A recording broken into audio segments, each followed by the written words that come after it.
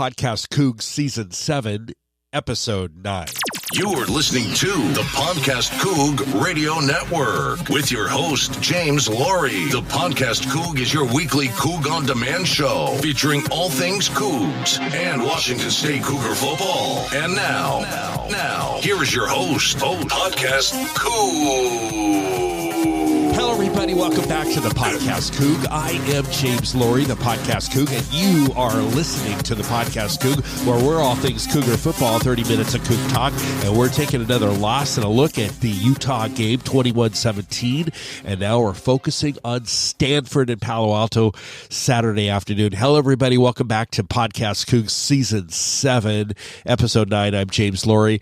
Hey, how about that? Another loss, right? Negative plays, not being able to throw downfield, going side to side, holding on to the ball, just glaring issues, right? With the Cougs and our loss to Utah, number 14 Utah, one of the just the biggest disappointment of the season. That and Oregon State, I have to say, both are equally bad, although Utah is highly ranked and a good team, but just, all that unable to throw downfield, going side to side, holding on to the ball.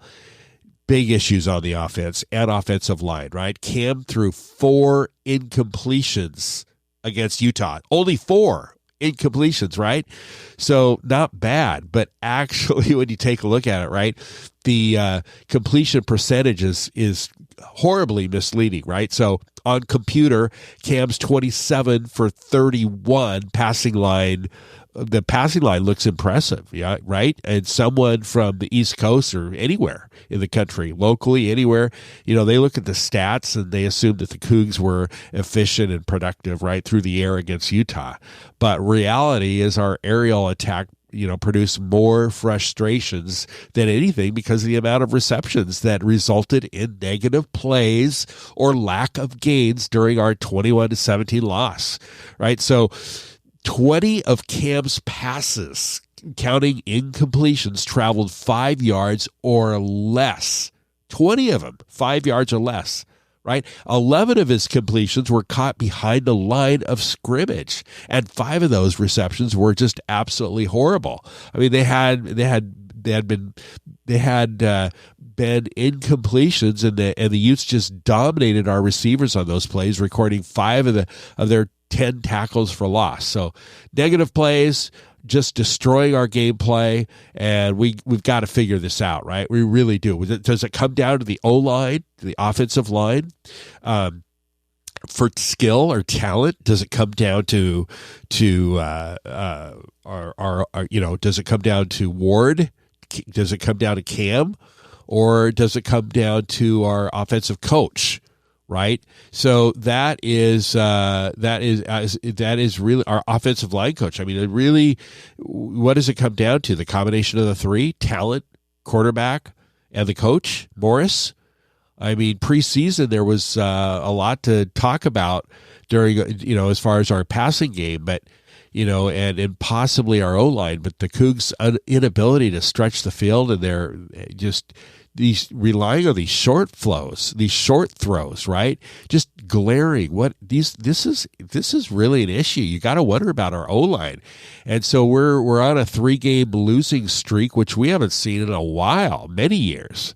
And the offense has just, we've got the bulk of the blame is our offense, right? So just pathetic. And the numbers from, if you take a look at the numbers that we all loved, Anthony Gordon, Luke Falk, and Gardner Minshew, those days, of course, are gone. And Cam's got to feel the pressure. I mean, he's feeling it all around. I mean, unless he's just burying himself in a cave and not listening to anything. But he's got to feel the pressure on himself. And I hope he doesn't implode, because this is a test in his life. This is probably his biggest test in his entire life as an adult, or even, literally. I mean, he's under a lot of pressure right now. And he's just going through a lot of challenging, stressful time in Cam Ward's life. And what do we do? Offensively, nothing is just going well for him. He's not able to really run the ball that effectively. I mean, he's really not a running quarterback. He can run. Oh my gosh. When he takes off, it's great, but we can't just rely on him. He's not really called as a running quarterback, but the negative plays and the throwing side to side and not being able to take the ball downfield, right? Ineffective plays, not being able to move the ball, right? Essentially is what our season is about. People are talking about getting to 6 wins for a bowl game. Really? You really think we deserve a bowl game, let alone a Piggly Wiggly, like an Attaboy Trophy Cup? I mean, really? Is that your consolation prize, is a little Attaboy show up to the Boy Scouts and flag football and everybody wins a prize at 6-6? Come on. Bowl games shouldn't be. The bowl games should only be for a reward, not a consolation prize at 6-6. But what are we going to be rewarded for if we make it to 6-6? What are we going to be rewarded for? What, the best mascot in the Pac-12, right? The best logo in the Pac-12, right? But speaking about logo, what do you think about the Wazoo scripted kind of a flashback from the Cougar scripted logo on the Wazoo? A lot of mixed feelings about that. I'm not a big fan of that, not at all. But thankfully Utah's helmet was actually worse by a long shot, so we weren't necessarily sticking out that bad. But there's a few guys that like that Wazoo scripted look. I'm glad we got it out of the way, and I like to show up for the AC like a normal, just nothing special, nothing out of the ordinary. Just continuing on with our regular logoed helmet. That would be fine with me. Anyway, yeah. I mean, what's a 6-6 bowl game? Being rewarded for what? Like I said, Butch is the best mascot in the Pac-12, so we get to go to a bowl game, right? So, and what about this Coug raid? Marketing, of course, that was a preseason marketing hype by Eric Morris, but the system really relies heavily on screens and short passes and towards the sidelines. And, Camp's job is to deliver the ball quickly to playmakers in space, and that certainly isn't happening, right? But our offense made progress, earlier this season. In the beginning of the season, the Cougs had more than 400 yards in 3 games in a row, starting in September with our wins against, Colorado State, Cal, and our high-scoring loss to Oregon. We got a taste of the team's potential, but our offense just went cold during that USC game, second half, and we haven't recovered since USC. So without a doubt, injuries have played a part. No doubt. I mean, Renard Bell and Nakia Watson and Jenkins, they're all out. And Brennan Jackson just got called for targeting last Thursday, and he's out for the first half of the Stanford game. And now we're lacking an on-field leader, in Brennan Jackson that can pick the team up when morale is probably at its all-time low. So just wasn't an issue last year when we had probably – last year we had guys like Calvin Jackson Jr. and Travell Harris and Max Borghi and Deion McIntosh, Abe Lucas and Leon Ryan, all of Leach's people, by the way. So, we had some leaders last year to kind of step it up and to help, get everybody ready and make it through. But, you got to wonder where our leadership is right now. And, but to rub it in, Utah played without their star quarterback in Rising. Rising wasn't even playing. And what would be the outcome if Rising did play? I mean, to rub that in, they played with their backup quarterback, and 2 of their best tailbacks were out for Utah. So our offensive line is literally in bad shape. It's in bad shape. When was the last time you remembered our offensive line this bad? I can't really. It's got to be Paul Wolf years, way back, way over 10 years ago. So we've given up 15 sacks through the first 5 games, and we're basically last in the Pac-12 in sacks. Last. That's 15 sacks. And, let's understand that Cam is facing pressure at such a high rate. Protecting issues are limiting us to stretch the field. And unfortunately, Cam can't afford to sit back and wait for deep routes to develop. He just doesn't have the support and doesn't have the time, and he doesn't have the receivers on the ground. And essentially, they're non-existent. We were the last in the Pac-12 in rushing offense. We currently are, and despite all this pity, and a Debbie Downer, we are playing a bad football team on Saturday.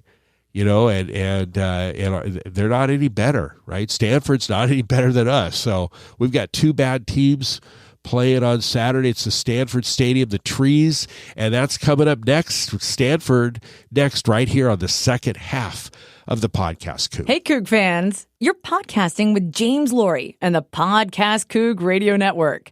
The Podcast Coug is your weekly Coug on Demand show featuring all things Cougar football in Washington State.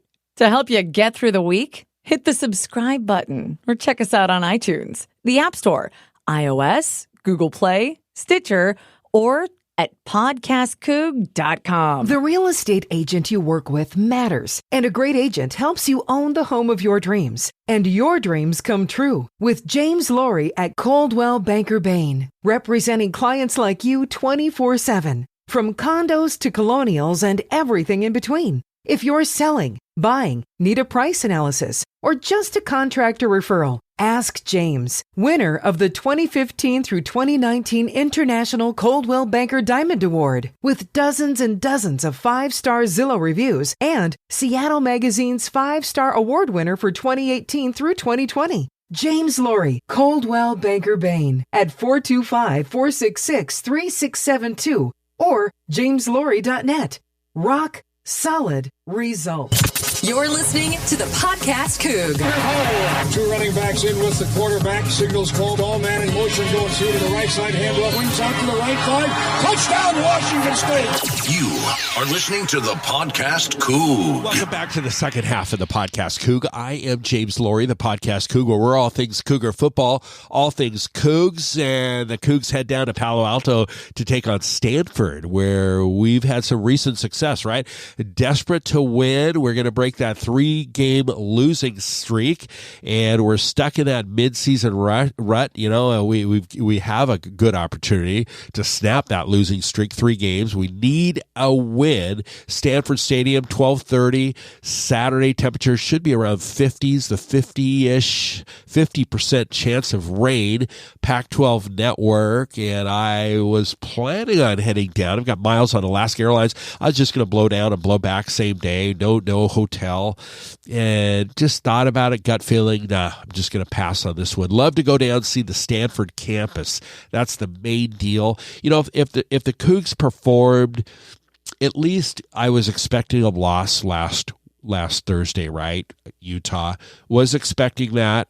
Like everybody. I mean, we really didn't expect the Cougs to win. We played good defensively, but with that, the offensive performance cannot justify getting excited to go down. Now, am I a fair weather? No, I'm not a fair weather closet guy, but to take the time to just go down there for a day, I don't know. I just feel like I'm going to pass on that one. Love to see the campus at Stanford, but it is what it is. Now, Stanford's got a 2-game winning streak that was stopped on last Saturday. UCLA, number 10, just blew them out. I mean, they had that 2-game winning streak going into UCLA, and the Trees fell behind. 3 scores at the half. The Bruins boat raced 38-13 at the Rose Bowl, and UCLA's running back Zach Charbonnet ran for 200 yards and 3 touchdowns, 21 carries. The Bruins finished the day with 324 rushing yards. Stanford had 270 yards on offense. And Stanford's quarterback, Tanner McKay, completed 13 of 29, 115 yards. Good quarterback. There even possibility he might be on that next level sometime, but NFL. But the rest of the team is hurting. David Shaw has just got challenges. It doesn't stop with David Shaw. And it's not the old David Shaw, team we've seen in the past. And, remember, and, another thing we've talked about in previous episodes is Stanford, I think, if anybody's hurting on this on the portal, it's Stanford, because you can go out and get guys, right? Get some JC guys, or get some just a weaker, a Mountain West Conference, somebody who's really performing. But are they really qualified academically to get into Stanford? That's something that, in my opinion, in my eyes, that's challenging, because you literally have to have an extremely great academic, just a great GPA. You got to be a great in academics to get into Stanford. And I don't think they're very lenient when it comes to a football player. I just don't. It's a great school. It's one of the top in the United States. I mean, there's no doubt. And so they have a hard time, I think, bringing guys in from the portal when everybody else seems to make some just quick, both directions in and out. So I think that is a little bit challenging for Stanford based on qualification on the academic side. But here we have, David Shaw has been through it all. He's seen it all in the past. And, we've had, remember all the Coug losses. We've all of our losses, by the way, have come up, against top 25 opponents, right, in the Pac-12. So similar, Stanford, same way. They've faced 5 of the conference top 6 teams. They've lost every single one of them. They opened up they had their 4-game, they had a difficult time. They had 4 games in a row. USC, Oregon State, and Washington. They lost to all of them, right? The Trojans, Huskies, Ducks, and then they blew out the but Stanford had that very difficult heartbreak loss back in October. Oregon State, if you remember that, they didn't Coug it, right? They cardinaled it, right? The Beavs just scored on the last 56-yard touchdown, shocked Stanford 28-27, 1 point. The Beavs 56-yard touchdown at the last minute, and so they just lost 4 in a row. They've had a hard time. Again, Trojans, Huskies, Ducks, and Beavers. And it's been tough. Stanford had wins over Notre Dame and Arizona State. Both of those, by the way, low-scoring games, relied on their defense. Strictly defense. Nothing potent on their offense. Again, all low-scoring games against Notre Dame and Arizona State, which they beat both, right? That's a good win over Notre Dame, although they're not ranked this year. Both teams, a loss on Saturday, devastational for the season. Remember, I'm not into that 6-6 consolation cupcake. Here's your little trophy prize. I'm not into that. I think that 6-6 is just a consolation. And Saturday's loser is going to be devastated. I mean, it is what it is. I mean, what do you call devastation? It's a game, right? But it'd be a bad season. So Stanford starting running back E.J. Smith is out for the season. Backup Casey Filkins is sidelined, and they've pulled up some practice squad players out of just necessity. And if they're just like us, if you think about it. Now Stanford ranks 9th in the conference in rushing offense, 9th in the conference in scoring offense and passing offense. And our defense ranks in the top half of the conference in every category, and first place in scoring defense at 21. Now the Cougs, defensive wise, nobody's scoring over 21 points on us, right? So that includes Oregon and Utah, right? So yeah, Stanford doesn't have a phenom as a receiver. They have nobody on their personnel for receiving, but they have all their guys are 6'2" or taller, just big guys, right? And they perform well. So Tanner McKee has, is he going to have time to stand in the pocket? Is he going to have time in the pocket? Stanford is tied for 11th in the Pac-12 in 25 sacks allowed, and Cougs are in last. We're in last place, so we should really taunt that record, but. It's going to be an interesting game. Our pass rush has totaled just 3 sacks in the past 3 games, but against Stanford's offensive line, we should have an advantage. and there is, the Cardinals' rushing defense is bad. I mean, just bad. Stanford has allowed 300 yards on the ground in 2 games and permitted more than 150 rushing yards in all but 1 game. So our offense might have trouble taking advantage of their weakness. Just like the trees, our running game is depleted. Because of Watkins and Jenkins is out, we're playing with Payne. Payne is a walk-on, right? So bottom line, we have the least productive rushing team in the conference at 83 yards a game, and offensively, we're just averaging 3 points a game. I'm going to repeat that. Offensively, the Cougs are averaging 13 points a game. That is pathetic.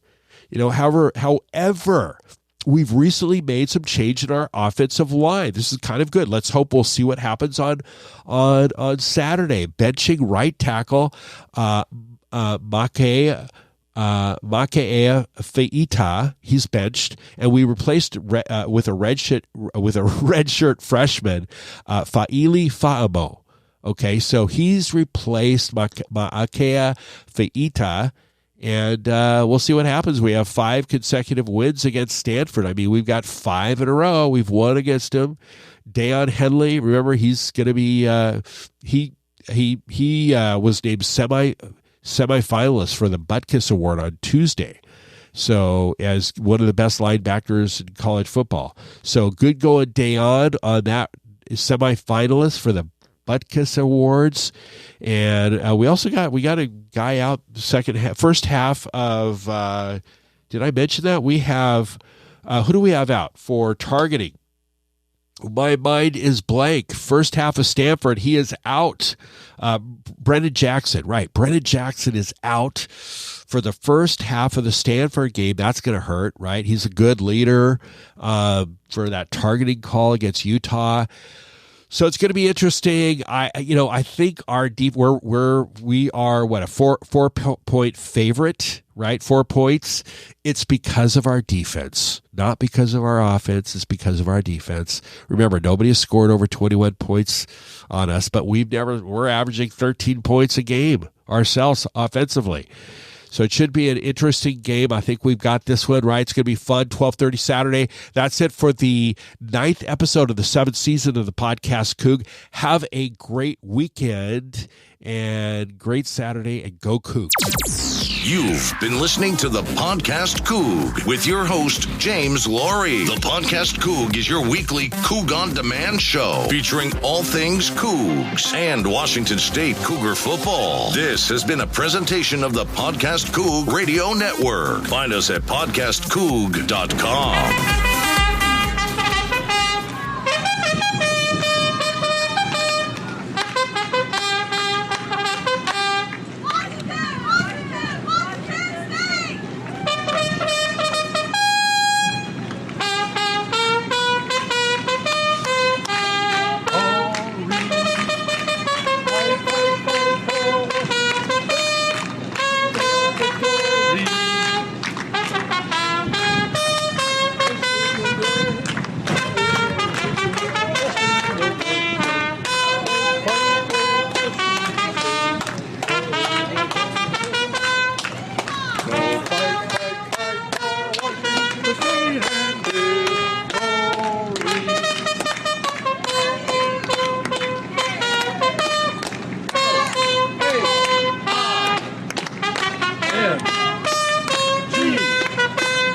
T